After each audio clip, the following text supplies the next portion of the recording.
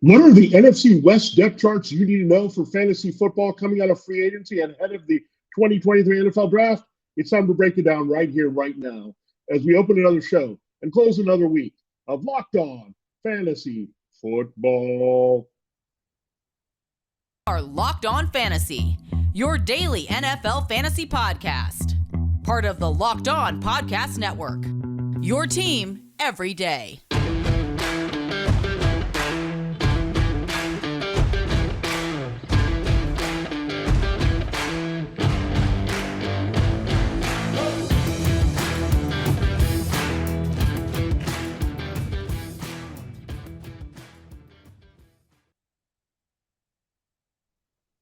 Greetings, everyone, and welcome to another edition of the Locked On Fantasy Football Podcast. As usual, I'm your host, Vinnie Iyer, and when I'm not doing this, I'm writing about NFL and fantasy football for sportingnews.com. This week, we are concluding a series looking at the depth charts for all the teams in the NFC. We took care of the NFC East, leading with the Cowboys. We looked at the NFC North, NFC South. If you missed those shows, check it out. Here, we're going to focus on the NFC West to close the week. That means we will look at the AFC team depth charts.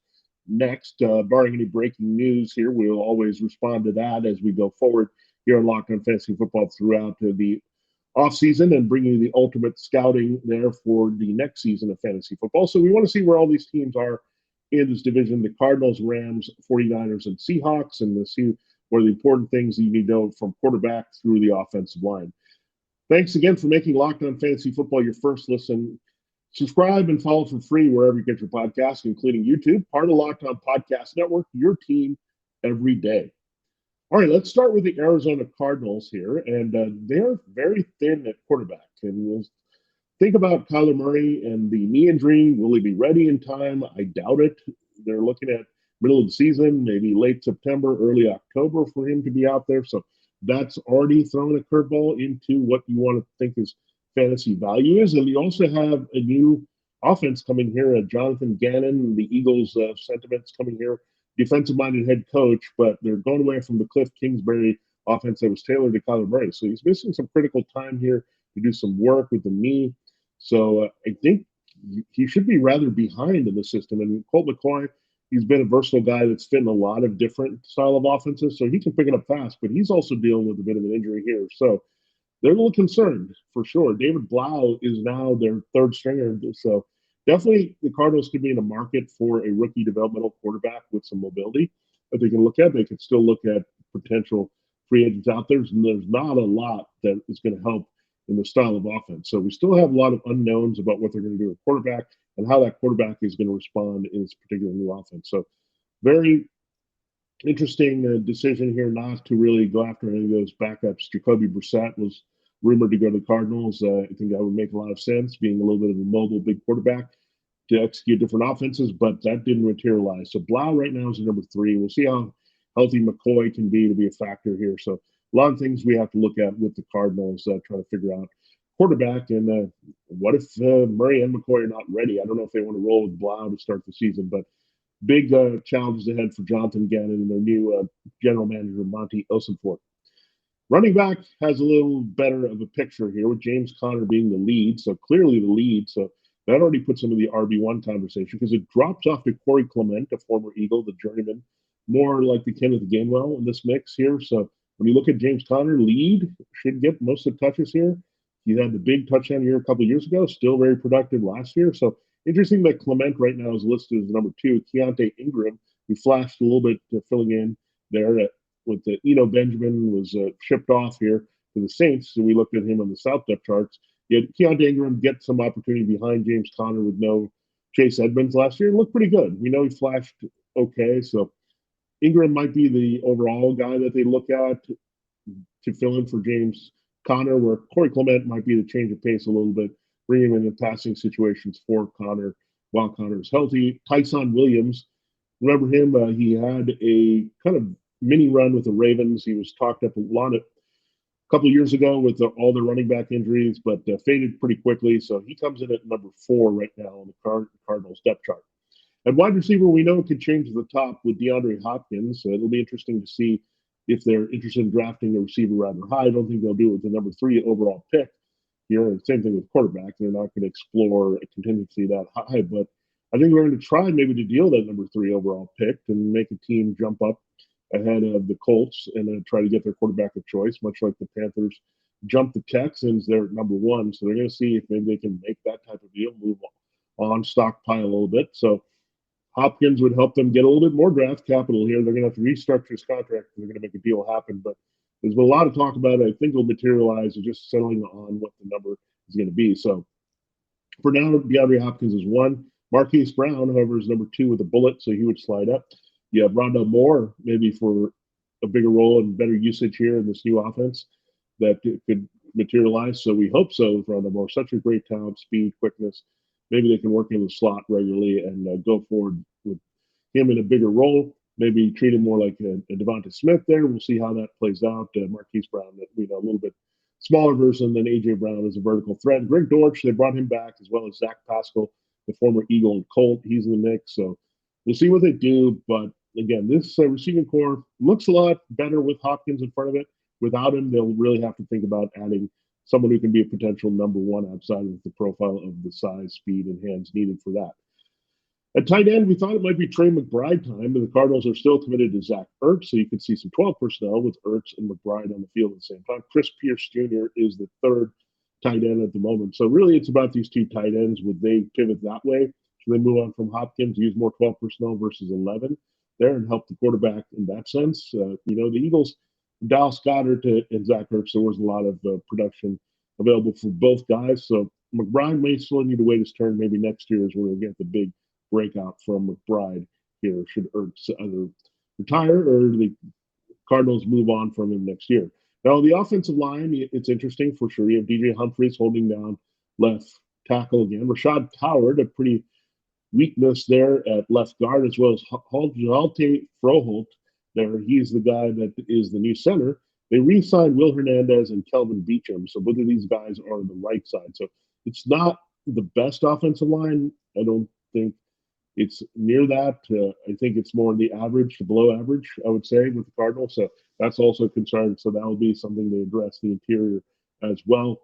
And Beachum is getting up there, so I think getting a tackle could also be a consideration. But again, it's really hard for the Cardinals with that very high pick to go in that direction. I think they need to go for maybe best defensive player available, losing Zach Allen and J.J. Watt, who retired. They need to have some pass rush help there. So we might have to lock in a defensive player if they stay at number 3, whether it's Will Anderson Jr. of Alabama or they like Jalen Carter enough to willing to take the chance there on the Georgia defensive tackle. So I think that's where they'll have to go in the draft early and then look at filling some holes there offensively in this new scheme. All right, there you have it. There's a look at the Cardinals updates on their depth chart here. We will get into the other 3 teams in our final couple segments here of the week on Locked On Fantasy Football. It is a great time of year with March Madness here. Well, the Built March Madness bracket is here as well. We know you have a favorite bar puff, and now's your time to make it count. And go to builtmarchmadness.com to vote for your favorites. I'll be voting for the churro bar or puff here. And if you want your favorite team to win in the Final Four, then you'll be voting for that bar too. Support your team, support your bar or puff. And when you vote for your favorite bar puff, you'll be entered into a drawing where 50 lucky Locked On listeners will get a free box of Built. Not only that, but one Locked On fan will win a 12-month subscription to Built to have Built's best bars or puffs delivered monthly straight to your door. You got to try Built. Built is the best protein bar ever. Seriously, they're an amazing treat. You won't think they're good for you. What makes Built bars and puffs so good? Well, for starters, they're all high in protein, low in sugar, and covered in 100% real chocolate. That's right, 100% real chocolate. So run to builtmarchmadness.com right now before March runs out to vote for your favorite bar or puff and pick up a box while you're there. You can vote every day in March, so hop in and support your pick. All right, it is time to continue the show here on a Friday. I'm Locked On Fantasy Football. We are finishing our depth chart look at the NFC, so we're going through the NFC West teams. We're part of Locked On Podcast Network, your team every day. All right, the Rams also don't have much of a quarterback. Baker Mayfield leaves in free agency. He goes to the Buccaneers, so no contingency for Matthew Stafford and his myriad of injuries now that are piling up, a shoulder, an arm, and all these things that are affecting him. So Stafford, I think, is close to the end. I mean, there's a lot of arm troubles. He's won a Super Bowl. He's made a ton of money. I don't know if they're going to get more than one more year out of Stafford. So very shaky there for sure. And the Rams could be a sneaky team. They don't have that high draft capital, but they could look at a developmental quarterback as well. All right. You look at their running back situation, it's a little bit better than there. And so they're cleaning up some of the mess that they've had with Darrell Henderson and Malcolm Brown, some others. Cam Akers is the clear lead back, fully healthy, no issues there. Kyron Williams, they really talked him up last year.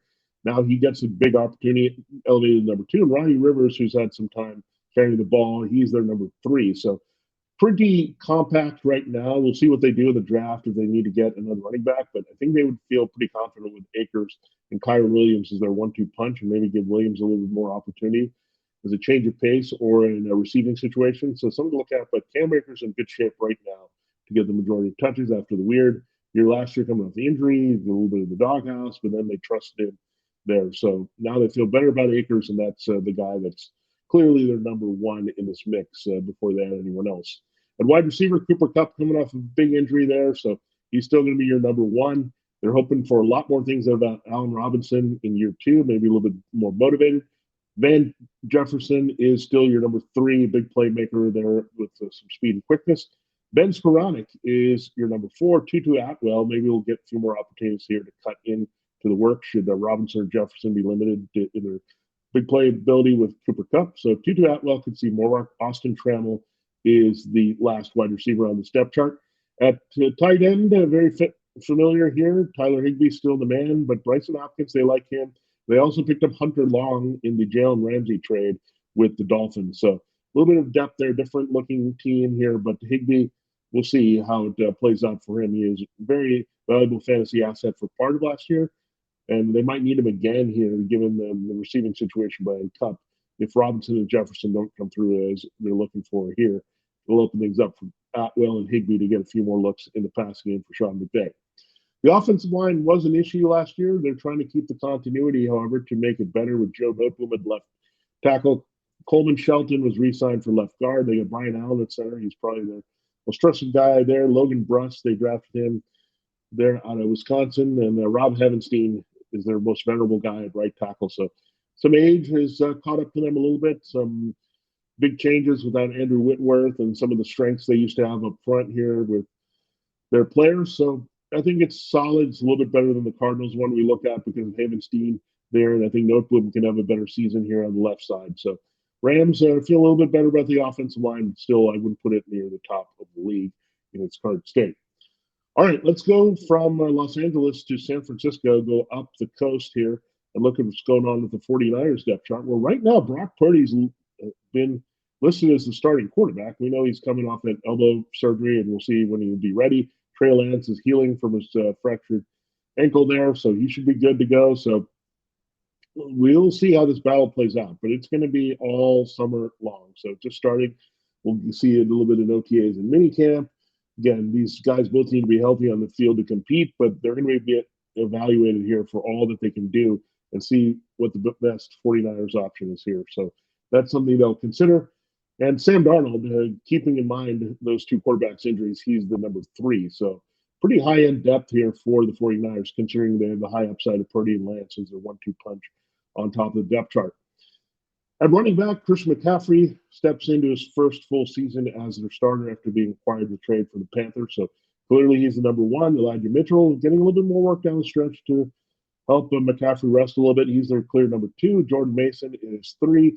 And Tyrion Davis-Price comes in at 4. So we were talking about the debate between Mitchell and Mason and Tyrion Davis-Price and what they were doing, but now McCaffrey is a clear lead back, and Mitchell is your best handcuff opportunity there from this group for sure. All right, let's go to wide receiver. It is still Deebo Samuel, Brandon Ayuk, and Juwan Jennings. Ray McLeod listed as the 4th guy. They want more out of Danny Gray as a big playmaker. He's number 5. And Daz Newsome made some plays in college here and getting a shot here to see what he can do in this particular offense with his catch skills. So Daz Newsome comes in here as their number 6 receiver behind Ray McLeod and Danny Gray. All right, tight end, it's very familiar as well. George Kittle is your 1. Russ Welly's back in the mix. Charlie Warner is also there as your number 2 tight end. So same situation there. The 49ers pretty intact there, along with the Kyle Juszczyk at fullback. On the offensive line, they took a big hit in Mike McGlinchey, the right tackle, leaving in free agency to Denver. So They replaced him right now with Jalen Moore. Spencer Burford returns at right guard. Jake Brendel, they like at center.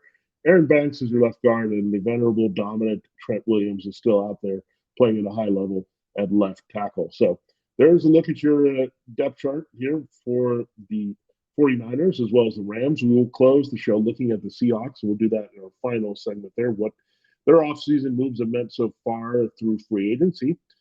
It is an exciting time of the year in the NFL, but it's also very exciting in NCAA tournament time here as we transition slowly from the Elite Eight to the Final Four. It should be exciting to get in on that action. And you can do that in FanDuel Sportsbook. It is the number one sportsbook in America. It's a perfect time to download the app because new customers get a no sweat first bet up to $1,000. That's bonus bets back if your first bet doesn't win. Just download the FanDuel Sportsbook app. It's safe, secure, and super easy to use. Then you can bet on everything from the money line to point scores and threes drained. And there's a lot of excitement for the NBA that you can look at. Look at the top core markets, look at New York and Brooklyn and try to cash in there. And you can also get player props from the NBA, points, rebounds, assists, all that good stuff. They have so many exclusive bets you can check out, including the 2x3, where you're looking to see 2 3-pointers scored in the first 3 minutes. Plus, FanDuel lets you even combine your bets for a chance of bigger payout with the same game parlay. So don't miss the chance to get your no sweat first bet up to $1,000 in bonus bets when you go to FanDuel.com/lockedon. That's FanDuel.com/lockedon to learn more. Make every moment more with FanDuel, an official sports betting partner of the NBA and a sponsor here of Locked On Fantasy Football. It is time to close the show here and break down the Seahawks depth chart. Well, they're fine at quarterback because not only do they give Geno Smith a long-term deal for returning as a starter for reasonable money, Drew Lock is also locked in. He was re-signed to be the backup. So Drew Lock is happy with his status here. So status quo here. They keep their offensive coordinator, Shane Waldron. They did lose Dave Canales there. We had a good influence on Smith last year, too. The Buccaneers is their offensive coordinator, but the scheme stays intact for sure. You look at running back, it's great for Kenneth Walker because they did not bring back Rashad Penny. So he's gone. Travis Homer also left. So Penny signing with the Eagles, Homer going to the Bears. So really, Kenneth Walker gets feature status because DJ Dallas is their number 2 right now. The former Chief, Darwin Thompson, is their 3rd running back being carried. So Kenneth Walker looking sweet for a big year as an RB1 in year 2. At wide receiver, this is a place where they could upgrade a little bit. DK Metcalf and Tyler Lockett, they're a strong 1-2 punch there with Geno Smith, who's facilitating getting the ball to them, so we like that. D. Eskridge, however, is number 3. He's a bit shaky there in that spot. He's had a few years to kind of settle in. You haven't seen big things out of him. You have Cade Johnson as well, another young receiver, Derek Young, and Laquan Treadwell is also on this team. So this might say they might look at a wide receiver. They've got 2 picks there. Maybe a Jackson Smith-Njigba, a versatile guy that they can put in between Metcalf and Lockett or toggle him and lock in the slot that they can look at. So the Seahawks definitely getting a little bit thin at receiver, and I think maybe they want to expand that a little bit. So watch out for them investing in number 3 who can eventually take over maybe for Lockett. And at tight end, you have to be careful about Noah Fant and Will Dissly. They still have Colby Parkinson listed, so still a full-blown committee here. Dissly is battling a lot of injuries, so I'm not sure if he's a guy you can trust. Fant, you want to trust a little bit more, but they do split tight end. They throw a lot to the receivers, and Parkinson's in front of them. So until that changes, you really can't trust too much into Noah Fant in fantasy. Now, the offensive line, pretty solid here overall. They got Charles Cross and Abraham Lucas. They were rookies last year. They should be better, settling in as the bookend tackles at left and right side. You have Damian Lewis, a veteran here, has been in this offense for a while. He's in the left guard. Joey Hunt remains the center. And now you have Evan Brown. He comes from the Lions and that very strong offensive line there in Detroit. So really impressed by Evan Brown, what he can do. And again, helps the run block a little bit. They moved on from Gabe Jackson here. So some interior changes have been constantly happening here, but now they're settled at least at the tackles for a long time with Cross and Lucas. So very interesting moves here. Like everyone's lost a little bit on this offensive line here throughout this division. The Rams actually had the most continuity here, but yeah, some hits were taken for sure at guard and tackle for these other teams. But again, the 49ers are still going to be elite up there because of Trent Williams. The Seahawks are rising because of Cross and Lucas. So these two are definitely the better offensive lines in the league, where then you put the Rams and Cardinals after them in that mix. All right, there you have it. There's a look at your depth charts here. So not much changing in Seattle. And we just are bumping up all the guys that we trusted and want more of. So Connor and Walker and Akers and McCaffrey, all these guys are looking great here for key running back shares in their offense and the receivers. I mean, a lot of these two have teams have 1-2 punches there that we're looking at, maybe expanding some depth here. So a lot of good stuff here. And the biggest thing that needs to be done here, Seahawks are fine with quarterback depth. We know the 49ers are. The Rams and Cardinals really need to address this, considering the injury issue and status of their starters here in 2023.